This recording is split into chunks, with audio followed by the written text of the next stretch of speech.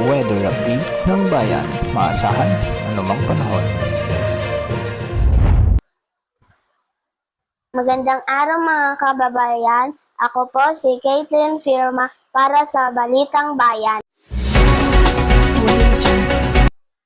Alamin naman natin ngayon ang kalagayan ng ating panahon mula kay Kate.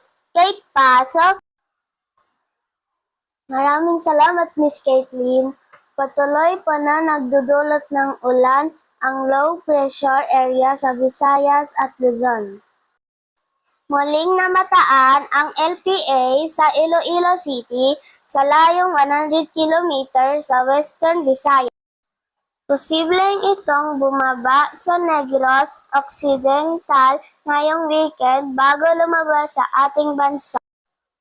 Ayon naman sa Pag-asa, mababa ang chance maging bagyo ito pero asahan pa rin ang mahinang ulan paminsan-minsan.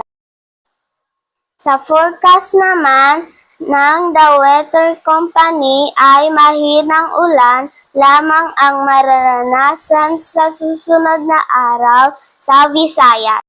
At dito naman sa Metro Manila ay asahan ang pabago-bago ng panahon. At ito ang ulat panahon ngayong araw. Back to you, Miss Caitlin. Maraming salamat sa iyo, Kate.